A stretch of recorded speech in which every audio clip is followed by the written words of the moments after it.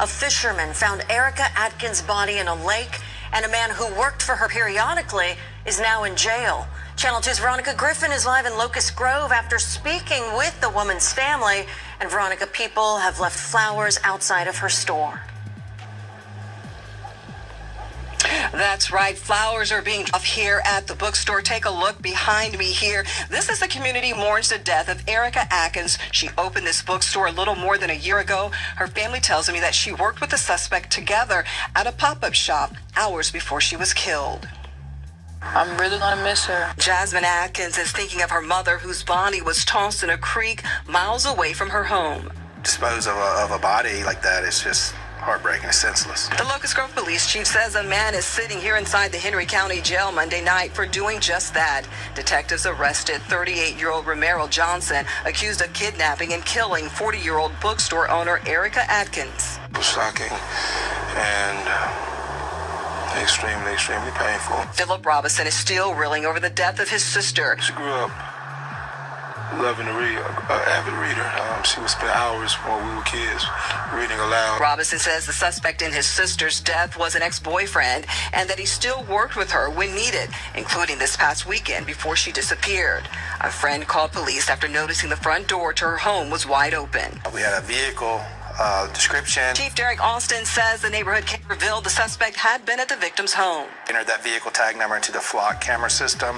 We're able to track the vehicle through several counties east of Henry County. And into Putnam County. It's where a fisherman found the victim's body along Highway 129 in Cedar Creek. It's a sad situation. It's somebody she obviously trusted enough to have at her home who would do something like this to her. Atkins leaves behind her 21-year-old daughter, Jasmine, and a 10-year-old son. My mother's the first person that you look at when you come to this world. That's the first person that's holding you. That's the first heartbeat you hear other than your own. So my mother was everything to me.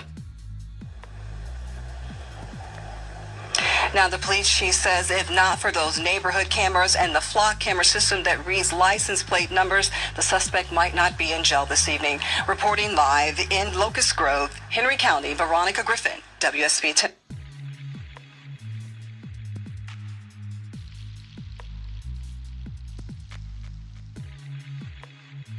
Daly City. KTVU has learned that 27-year-old Frances Kendra Lucero was shot and killed by her partner in front of their two children, ages 3 and 4.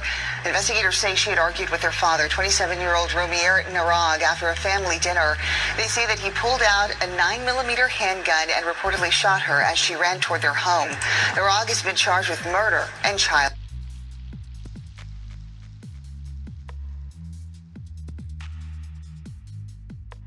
Samuel Jones for the murder of 21-year-old Laal Jordan Laulusa, who was found in a burning car at Mililani High School on Monday. Prosecutors tell us this is a domestic violence case. Tonight, an ex-girlfriend of Jones is speaking out to say there were some troubling signs in the relationship, things she brought up in a restraining order request. Manolo Morales has more. Before Jones met Laulusa, he went out with another woman who agreed to speak to us if she could stay anonymous. She went out with him for 3 years, and she says he showed a dark side that not many others saw. It took me a year to see the signs. It took me another year to convince myself to get out of it. And then it took me the year after that to actually get myself out of it. She says it started out like many other relationships, but then he started telling her more and more of what she can and cannot do. It started getting more controlling to where I couldn't wear shorts without him being with me. She says the breaking point was when she said she wanted to leave him. He just straight up looked at me and was like, if you try to leave me or if you succeed in leaving me, I'm gonna find you and kill you. Not long after that, when he went on a trip, she filed a temporary restraining order against him, which a judge granted, and she left him for good. The woman tells us she feels terrible for the Laulusa family. She wishes she could have warned them about Jones, which could have prevented a tragedy. To know that Jordan's mom is mourning her daughters, it hurts my heart. Domestic violence experts say such behavior presents big red flags in a relationship. That kind of control lays the foundation for isolation, intimidation, threats. Friedman says control and isolation make it harder to leave the relationship. That's why it's important to get help. Just know that they can talk this over with a domestic violence program and make some plans for themselves or set some boundaries. Jones's former girlfriend hopes her story inspires others to get out of a bad relationship and get help from family and outside agencies. Manoa Morales, KHON 2 News, working for Hawaii.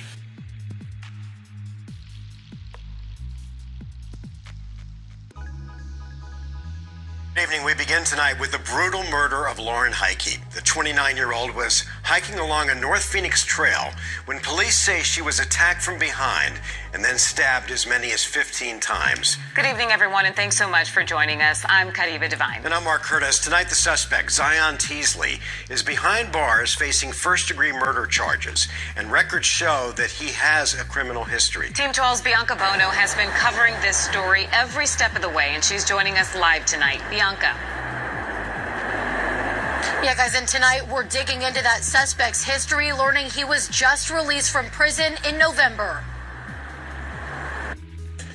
I do believe at this time that the attack was random. And Phoenix police confident Zion Teasley is the man responsible for that attack. Our partners at Telemundo, Arizona, capturing video of his arrest. 29-year-old Lauren Heike was on a walk in broad daylight in Northeast Phoenix last Friday when police say Teasley attacked her from behind. She was stabbed 15 times. I believe Lauren fought off her attacker and was able to flee, but her injuries were just too severe. Police laying out some of their evidence. They say Teasley's cell phone pinged to the scene of the crime. They say cameras close to that scene show him walking on the same trail just minutes apart from her, then show him repeatedly running back and forth close to where Heike's body was later found. We used our forensic tools to get a DNA profile. Police say DNA found on Heike's shoe was a match to their suspect, a match made possible in part because of Teasley's criminal history. These were multiple offenses that were investigated. 12 News asked Hector Diaz, a partner at Quarles and Brady, to review what's publicly available in Teasley's prior case. He faced 13 charges after police records say he robbed Circle K's 7 times between May and July of 2020. While wearing a mask, he threatened clerks, in some cases with a gun. That we're talking about somebody who engaged in multiple offenses over a very short period of time involving a firearm. In June of 2021, Teasley struck a plea deal, pleading guilty to 3 charges, the most serious being armed robbery, a Class 2 felony. He was sentenced to 3 years behind bars. There's a bit of surprise in terms of the manner in which this case was resolved. Part of that surprise is due to the fact that Teasley did not serve prison time on his most serious offense. For the armed robbery charge, instead, he received supervised probation. His prison sentence stems from a disorderly conduct charge. We asked Diaz what would have likely happened had Teasley served time on the armed robbery charge. If it's classified as a dangerous offense, that presumptive sentence, or the middle sentence as we often call it, is 10.5 years. Teasley served less than a year and a half in prison. And that's a possibility here that, when the county looked at this, they said, okay, well, he is going to serve a prison sentence. When he gets out, he's still going to be supervised. Court records say the defendant is a medium-low risk to reoffend. Teasley was released in November and now finds himself behind bars again, charged on suspicion of first-degree murder. Incredibly serious offense. They know that this is a person that showed a propensity to engage in violent acts, and so they're going to want to make sure that they can piece the case together. And we should note that we've reached out to the Maricopa County Attorney's Office with questions about this plea deal, but so far we have not heard back. Police say Teasley was recently fired from a retail job for being aggressive towards female colleagues. He did meet with his probation officer stemming from those prior robberies on May 3rd. That was after Lauren Heike was killed. We're live outside Phoenix Police. Bianca Bono, 12 News.